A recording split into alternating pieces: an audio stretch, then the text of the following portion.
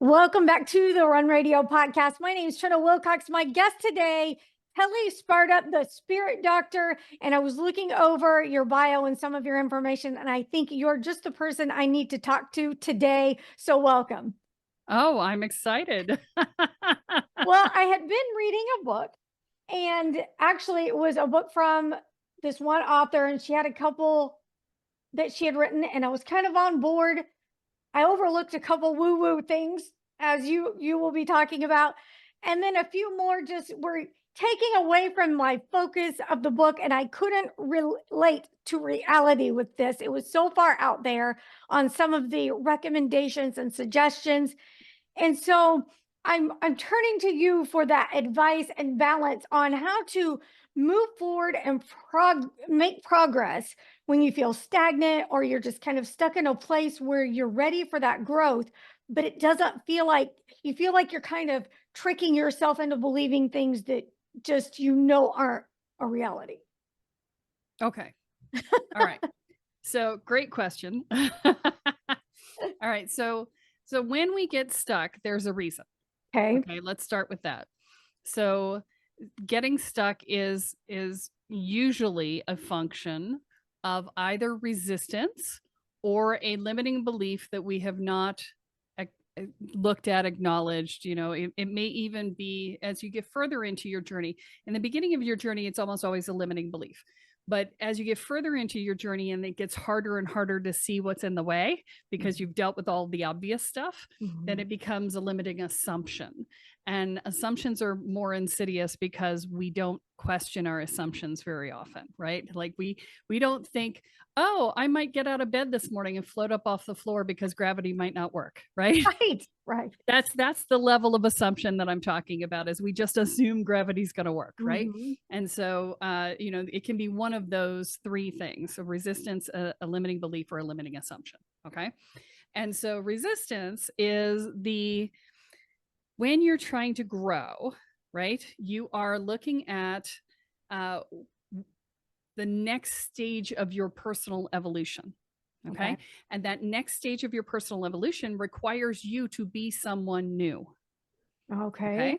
Yeah. So if you keep that in mind, that makes the resistance make a lot more sense, because we can't, the person we are is the person who creates our current reality. If we want a different reality, then we have to become the person who creates that different reality. Okay. And that reality is based upon our assumptions, our beliefs, our expectations, our intentions, the things that we put out there, and what we believe of ourselves, which is more crucial than any of the other pieces, right? Because if we think, I don't deserve, I can't have, I don't believe, I'm not good enough, I'm not confident enough, blah, blah, blah, blah, blah, blah, blah, right? All of the things, then we can't step into that new reality. Now, what you have to understand is that our ego, our personality, has a survival mechanism. And that survival mechanism says, I don't want to die. Because when you become someone new, the old you dies. Right? This is what in shamanism we refer to as the shamanic death. It's the death of the ego, the death of the old personality, and the stepping into the new beingness, right? And so your ego will you'll be like, I'm going through this door, and your ego will plant their feet in their hands and go, no, don't want to go, right? And so that's where resistance comes into play. And each of us has our own form of resistance. That's sort of our common thing. But, avoidance is one of them. And, choosing comfort over change is another one. And when I say comfort, I don't mean like I'm happy here. I mean, I'm familiar here, right? I know what to expect here, right? Comfort is not actually, it's a terrible phrase, comfort zone, because people are like, oh, well, you're comfortable here. No, you're used to it here. There's a difference. Comfortable is a different thing. And so, your resistances kick in. And so the resistances all have their own little pieces and parts that you have to address. And that's a lot. And, it'd probably be an entire show. But the resistances have to be overcome in order to step into that new reality. Sometimes it's just a matter of looking at your ego and going, I am going here. You need to get on board or get run over. Right. It's like, right. So, and sometimes it's that simple. And about 70% of the time, it's that simple just so you know. That's the Mhm. avoidance resistance. And so Mhm. about 70% of the time, that's what you're dealing with. The other ones can be a little more complex, but the limiting belief can, you're like, oh, I want to, let's use it. So my recent thing was in January. I got a reading that said I'm going to be a household name by the end of the year. And I went, I never wanted to be famous. Oh. Ah, My body went, what? Right. And so I had a lot of inner resistance show up around right, that. Right. right. And so, for me, the work has been around letting go of my fears and expectations around what fame means. Right. Mhm. And deconstructing what it, so, because to me, fame meant a loss of freedom, and freedom is my top value. Right. Oh, yeah. And so when you're fighting against your top value, you're like, "Oh, I don't know if I can do this," right? So Right. what I had to do was deconstruct that expectation. And, when you intend to do these things, the universe sets out to help you. Mhm. And so in my instance, the universe sent Neil Donald Walsh to come onto my podcast. So I got to talk to him about being famous and what that was like. Uh-huh. And then it also sent John Rice Davies, who was Gimli in The Lord of the Rings, right? He was like, you want to talk Nice. famous, right? Right. He showed up in my tiny little town of Boquete, Panama, 25,000 people. And he just showed up in town and was like signing pictures and taking pictures with people. And so I got to talk to him and his daughter for about 20 minutes about what their life was like. And I was like, oh, I don't have to give up my freedom. Look at Mhm. that. And so, that helped to deconstruct that limiting belief that was holding me back from allowing that energy to flow into my life. Oh, neat. Okay. So Mhm. that sort of thing is Mhm. another piece that you can go through. And then the third piece is the limiting assumption. And the assumptions can be a little more difficult because, again, they're not obvious. And so an assumption might be something like, I can't be seen or I'll be killed for my gifts because in a past life or many past lives I was, Okay. right? That can be, it is a belief, but oftentimes it's so not conscious that it's actually an assumption. Okay. So, especially things that get pulled forward from past lives, those can often be stitched in under the conscious radar, which makes them an assumption rather than a belief. Okay. Okay. So those sorts of things, helping to identify where the belief came from, where that Mhm. assumption came from, can be super helpful for letting it go, right? You have to get something up to consciousness before you can shift it. Excellent. Okay. Okay. Did that help your A answer? little bit, yeah. I Okay. wanna know though, let's go back to you, get back to you.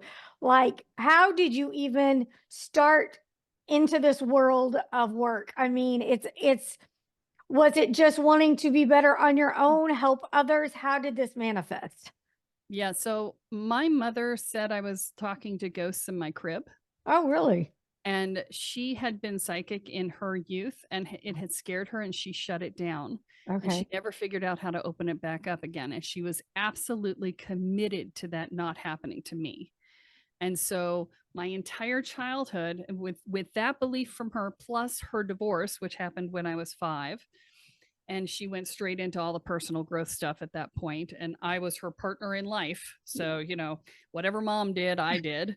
And so from the time I was 5 years old, we were doing Seth and Ram Dass and Abraham Hicks and JC Knight and, all the things and all of the spiritual stuff. So I was doing self hypnosis by the time I was 10. I was reading tarot cards by the time I was 12. She sent me to psychic development classes, you name it, I did it. Oh, I don't wow. even remember all the stuff we studied because, she would take all the we were avid readers. And so we'd read all these books and then I don't know if you're old enough to remember, you don't look like you are, but there used to be the time where you would cut the page out of the back of the book that said, send this in to sign up for a class or to get a Yeah. tape series. And so we would mail those out and wait for them to come in the mail and listen to these cassette tapes on all of this stuff. Oh, And so, this isn't what I do, it's who I am at this point. I actually have high school yearbook signatures that read like client testimonials. It's a little terrifying. so well, at least you knew where you were going. Yeah. I think that can be a struggle for so many of us. Like we just don't know, and getting on that path has been a struggle. What in your growth and on your path has been a struggle for you? Did you ever think, hey, no, this is not the right direction and you needed to reroute? Or what was all that like since you started so young? Yeah, well, so, we all go through our rebellious phase. I I met a man when I was 20, and he was a Navy officer, and we met and got married within 6 months. Oh, wow. And so say I was 21 and stupid. So, um, but we got married, and he was an atheist, and so I basically dropped all my spiritual stuff for the entire time we were married. And then when I can actually tell you exactly the moment where it rolled back around again. Oddly, it was a knock on the door from a fundamentalist minister down the street, with a fervent new convert of his who came to the door. And he said, what do you believe about God? And I'm like, you don't want to know what I believe, because, I was raised. So, in addition to all of the stuff my mom had me in, she said, I'm not going to go to church with you, but if you want to go to church youth group with your friends or whatever, you're welcome to do that. And we moved a lot. And so I did a lot of church, because she was military. And so I did a lot of church youth groups. So I was raised in the Catholic Church, or not, well, not the Catholic, the Christian church, Right. in relation to, and all the different iterations of it, in addition to all the stuff that we were studying at home. And so I speak fluent Bible, right? And so this guy came to my door and he's like, blah, blah, blah, blah, blah. And I'm like, okay, well, let's talk about that, because I've read the Bible, and, I'm taking all of my beliefs and associating them. But I warned him. I said, look, I'll have this conversation with you, but at the end of this, your guy who's with you here is going to have a crisis of faith. And he's like, let me worry about him. I'm okay. And so we sat on the stoop of my door, because I Wow. couldn't invite him in because my husband was an atheist. So we couldn't have the conversation in my living Right. room. And so, for 2.5 hours, we had this amazing spiritual conversation. And at the end, he and I parted friends, because he was actually a reasonable human. And his convert was having a crisis of faith. I'm like, I did warn you. He's like, it's fine. I got it. And I'm like, okay. Yeah. Yeah. So, but we had this lovely conversation, and it woke me back up into I really do believe it was a sacred contract that we had for him to come and knock on my door and have that conversation that day, because it really did get me back on the track. And I went and I ended up signing up for a class that took me to a Reiki certification. And then I ended up doing a Shiatsu certification, and it all just sort of brought me back on track. And shortly thereafter, I asked for a divorce from my husband, Mm. and because I woke up and I looked at my life, and I had done the American dream. I Yeah. had done the checklist. I had the successful business. I was a pillar of my community. I was president of a Habitat for Humanity affiliate. I had a gorgeous husband, a big house, the dog, the 2 cars. Thank God we didn't have children. Um, but from the outside, my life looked Yeah. incredibly successful, and Right. inside, I was miserable. I mean, my husband and I had been in a Cold War for power struggle for years, and even the dog didn't like me. Like, Oh, oh, the then dog there's a the dog problem. wanted to be my husband's partner, not Oh me, my right? So, goodness. but yeah, I mean, I burned out on my job. I was burned out on the nonprofit. I was just done. Yeah. And so I leveled my life. I just got rid of it all. And I how old are you at this point? 28, my first Okay. Oh, Saturn wow. return. Do what? My first Saturn return, my Oh, quarter okay. life crisis, right? I mean, yeah, and that's Yeah. that's heavy. That's a Yeah. lot. Yeah, it was a lot, and I dumped it all. I bought a little house, and shortly thereafter, I ended up back at the Renaissance Fair where I had worked back when I was in college. And shortly thereafter, I met a bunch of people who were Rennies, and I ended up moving in with them in Massachusetts. I was in Connecticut when I met them. And it turns out they were all shamans and witches and spiritual folk. And I ended up living in what we affectionately referred to as the magical house for the next 4 years, Uh-huh. doing deep dive work on myself and being held in community, which was beautiful. It was the first time I really felt fully supported in community. And so it was lovely. Yeah. Um, wow. And how long were you in that community? 4 years. The All right. community split apart shortly after I left, and I thought I was moving, And the universe was like, nope, we're not going to let you get approved for any apartment or any house or any roommate situation you apply to. And I applied to a lot. Yeah. And I finally was like, okay, I'm just going to go to this festival. And they're like, yeah, that's good. Get rid of everything you own because you're not coming back to it anytime soon. And I was like, okay. And Okay. so I had scheduled my giveaway of all my stuff. Anything that didn't fit in my car got given away because I was already homeless at this point. I was living in different people's houses every night of the week. I had a teaching circle I was running, and each of my students was putting me up one night of the week for like 6 months because I couldn't find any place to live. And Wait, how at this point, how do you resolve going from, full-time, 9 to 5? Why? I mean, I feel like you could have walked in and got any job that you wanted, or at least something where you wouldn't have been homeless. What was happening that you were okay with not doing that? it wasn't that I didn't have a job. Okay. I did. I had income coming in. Oh, okay. I just had no place to live. I could not Wow. get an Right. apartment to approve me or get a roommate situation to approve me. I could not. The universe would not allow it. Wow. And so, I was just so there's a term called walkabout that's often used in Australia, right? Okay. And Oh. it's the process of walking out into the world until you find yourself, right? Mm-hmm. And the universe was like, no, you are not going to get settled down again. You are not going to get stable again because you need to go on walkabout. And so I didn't know what that meant. And during the 3 months that I couldn't find a place to live, I found out from a woman at a store what walkabout meant. Yeah. And I was like, yeah, whatever. That's nice. Right. Sure, sure, sure. Sure. Right. And then shortly thereafter, the job that I was working, the business closed.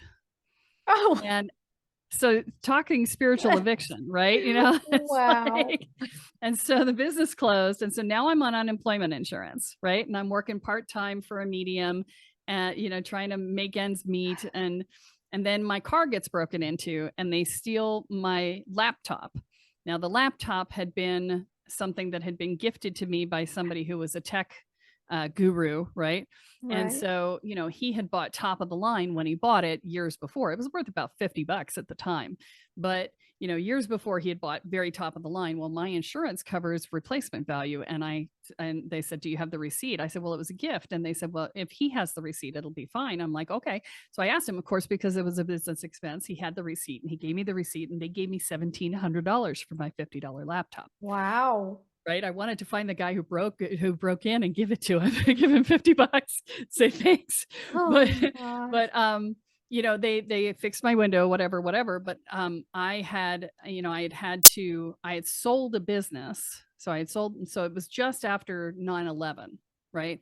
And so I had a retail store and just before 9/11. So in June of November of 2001, I had sold my business, which was a retail store and healing center. And she bought it. And then 9/11 happened and the business tanked and she tanked on paying me for it. And I had debt that I was paying off from it. Right. So I had to go in and declare bankruptcy because she never paid me for the stuff. And I didn't have money coming in at that point because the business had closed in the whole 9 yards. Right. And so here I am, I have no money. And I've got no credit because I had to close all my credit cards because of the bankruptcy. And this break-in happens, and now I've got $1,700, which allowed me to pay off the last of my car, and left $1,000 in my bank account. And now the spirit's like, okay, time to go. And I'm like, go where? They were like, well, you're going to the festival. That'll be good. And I'm like, okay. And so I gave away everything I owned because it was $100 a month for the storage unit, right? And I was like, I'm not paying $100 a month when I'll have $1,000. And my unemployment insurance came to a whopping $350 a month because I hadn't been at the job very long. I'd been running a business before that, right? And so all of this, right? And so just before I was to leave for this trip, I went to one of my students' houses and, picked up her bathroom reading. And it was Lame Deer Seeker of Visions was the book. And I opened to a random page in the book because I'm want to do that for divination purposes, right? And I opened the page and it says the apprentice shaman just before his final initiation will give away everything he owns. Ugh. And I had just scheduled the giveaway, right? And I went, right. Uh-huh. So, this was the journey was my shamanic initiation. And I was on the road, or I was unhoused for 6 months and on the road for another 6 months. And I drove 14,000 miles, and I stayed 90% of the time with people I had not met before I left. And so I lived on $350 a month and the kindness of strangers. What was your emotional state like throughout this? Oddly calm. Wow. Yeah, it was so weird because everybody looked at me and went, "Oh my God, you're so brave." And I was like, "I don't feel brave because I Yeah. don't feel scared. I Oh. feel completely divinely guided. Hmm. I am not."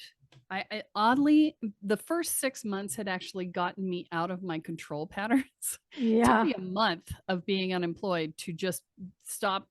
I'd lay on the couch and every 15 seconds I'd be like, I should be, I should be, I should be, I should be, right? Yeah. It took me a month to get over that. But once I got out of that pattern, it was surprising. I had a history of back problems when I was younger, in my 20s, and even before that in my teens. And those just went away when I was on walkabout because I was like, I got no place else to be. I got nothing else to do. I'm just chilling and Goodness. cooling. I'm here. And it was stress. The back Yeah. problems were stress.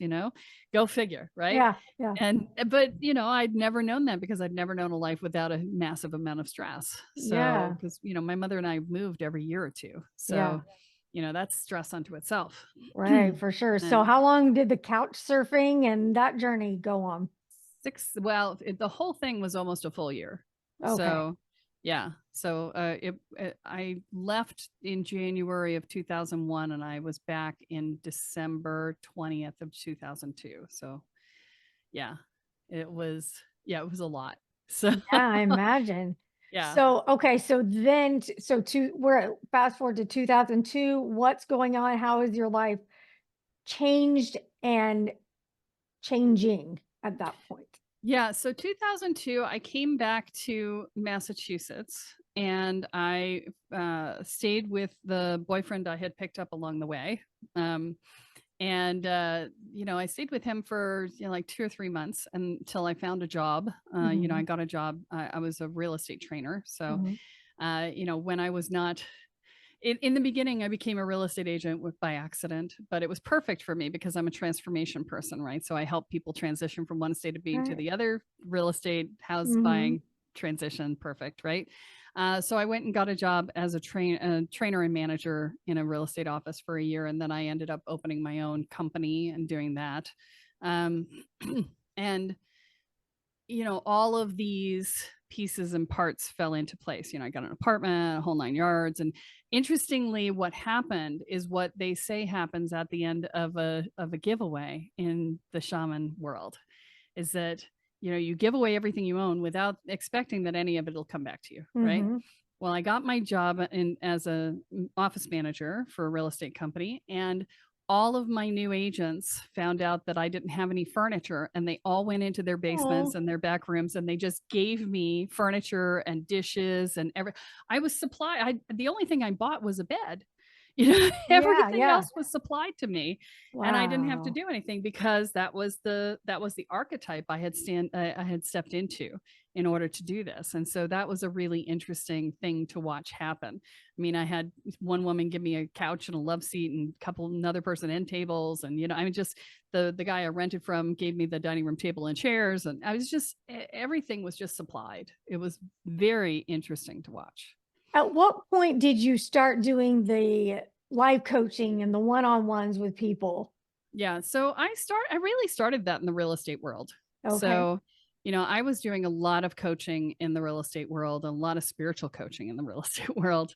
And it was sort of around the edges. I mean, at the end of my real estate sales career, I was actually I was talking to people about spiritual stuff. I did my first channeling in a house that I was showing to a couple.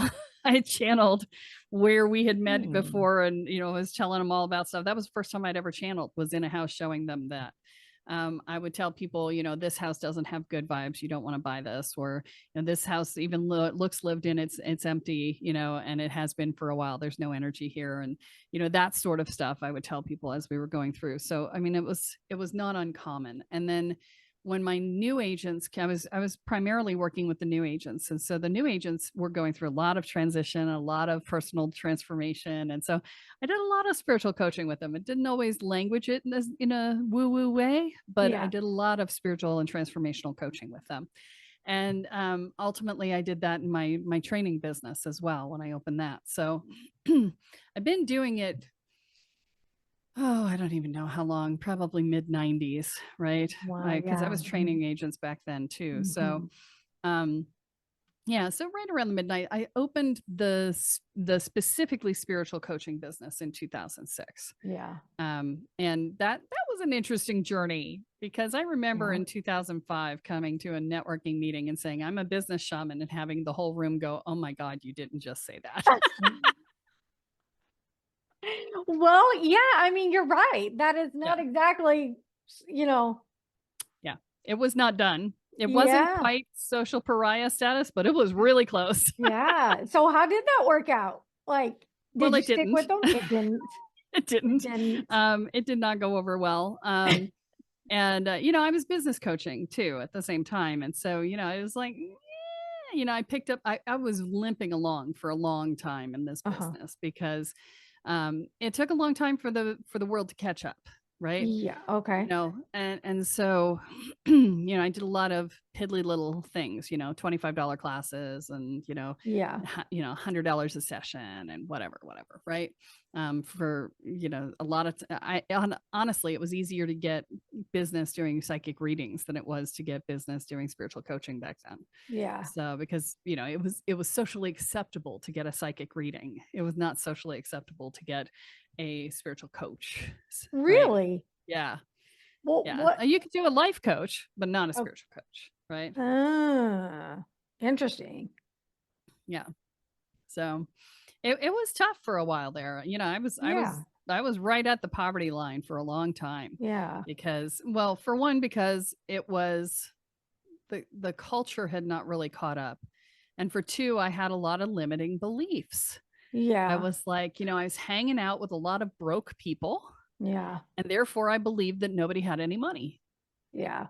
All evidence to the contrary in the world around me, right? Right. Right. But I believed nobody had money, and therefore I was being codependent about my pricing, and codependent about what I could charge, and I wasn't packaging myself properly, and Yeah. I was saying, oh, it's by the hour rather than by the outcome, and you always make less money when you do that. Yeah. And so all of these things, and I wasn't clear exactly what I did, right? I was still Yeah. trying to figure out what my essence was. I had a lot of skills, and that's always been my biggest problem, is that I've got so many different skills. And I hear Yeah. this from spiritual teachers and spiritual practitioners a lot, because they're like, oh my gosh, I can do so many things. It's like, yes, but the things you can do are not the outcome that you provide. Right. Yeah. And I kept trying to sell people on all the different things that I could do, which I hear from a lot of people. And that was a real limiting problem too, because Mm-hmm. people don't care what you do, they care what you can do for them. Yeah. Right. And Right. so it took me years to figure out what my essence was. Mm-hmm. And initially I was like, oh, well, I carry the energy of change. And I stuck with that idea for 10 years. Yeah. And I do carry the energy of change, but it's on a deeper level, I carry the energy of transformation. Right. Okay. And transformation and change are different. How? So change is, I moved from one place to the next. That's change. Right. Okay. Literally, like physically moved. Right. Okay. Transformation is I became a homeowner. I became a parent. It's an identity shift, not a Okay. physical shift. Okay. A little deeper. Yeah. Okay. Yeah. And I do identity shift. That's what I do. Got it. Do you feel like the world has caught up, or are we still catching up with that thought process? No, I feel like, well, I mean, there's always parts of the world that aren't awake yet, Of but course. I feel like the mainstream has caught up with us, and that's both good and bad, because now I can talk about what I do, but there's also expectations associated with it. So right now I say I'm a shaman, and people have come to associate shamanism with ayahuasca journeys or plant medicine journeys, right? Okay. Which is totally not what I do. Okay. And so I have to undo that expectation for people. Mm-hmm. And then there's also the fact of when I was a kid and we were going into this world, if you talked about this stuff, you were literally considered a crackpot, right? And so the only people who were out there in public talking about it were people who were so committed to it that they were willing to be seen as crackpots. They knew their stuff, right? So you knew that if you bought a book or you went out and you did stuff with somebody, you were getting it from somebody who actually had studied and knew what they were talking about. Now there are people out there doing, weekend workshops to become a shaman, which, by the way, you cannot become a shaman in a weekend. Let me just say that out loud. Okay. And then there are people who are reading a book and then putting themselves out as an expert. Or there are, even worse, there are marketing bros out there who have said, this is a multi-billion-dollar industry, I'm going to get my piece. And they go grab aphorisms from 6 different places, throw them together, do not understand them at all, package them up and charge a lot of money for it. And so there's so much misinformation out there right now that I feel really bad for people who are waking up right now, because it is so hard to know who knows what they're talking about. Do you have a hard time getting clients that are strong in their Christian beliefs? I'm sorry. Say that Do you differently. have problems getting clients that are strong in Christian beliefs? Will they Well, I don't target people who are necessarily strong in Christian beliefs, but but I do have Christian clients. Okay.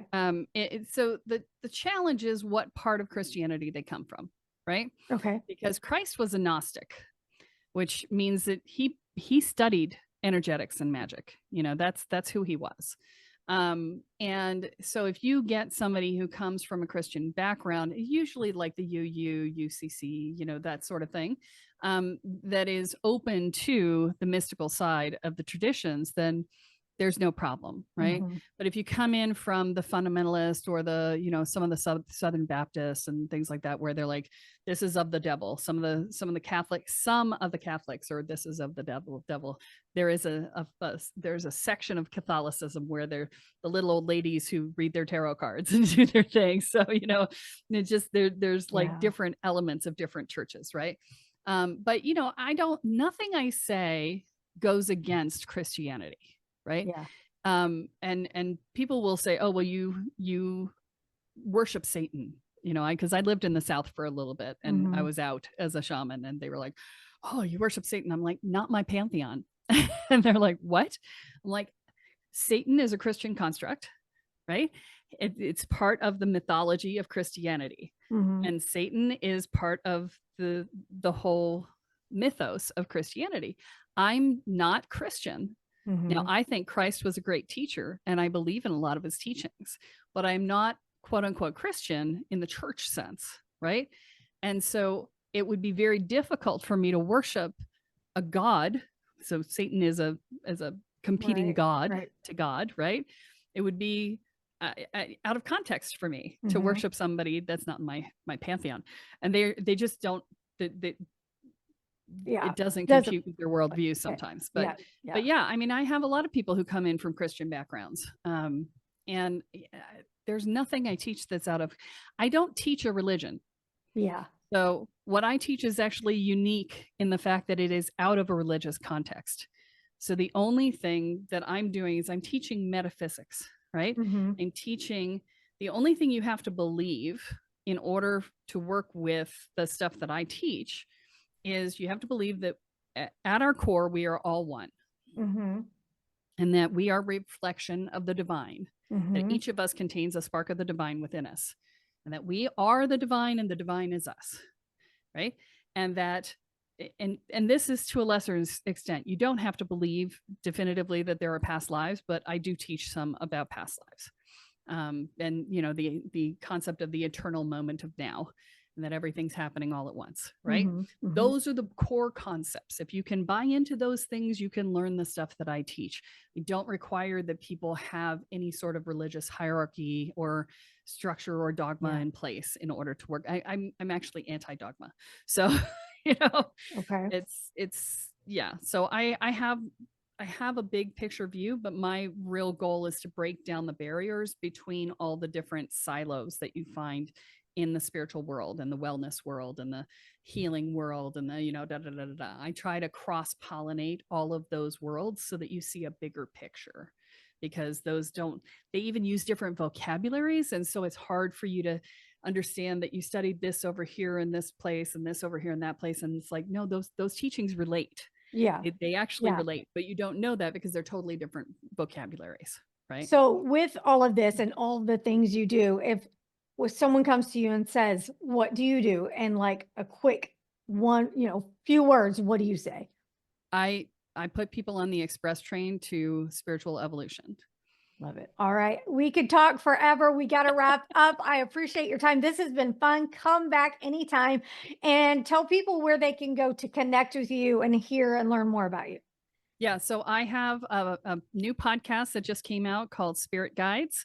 And that's on iTunes and Apple Podcasts and pretty much anywhere else. I've also got an older podcast called Spirit Sherpa, which has got 300 and some episodes if you want to do a deep dive. But to reach me direct is kellesparta.com, spelled like you see it on the screen, Kelle. And that tells you all about me. Great. Thank you so much for spending some time with me. I appreciate it very much. I am And thrilled to have been here. Thank you. thank you. You can follow along at runradio.net and connect over to wherever you get your podcasts and follow along there. Thanks so much.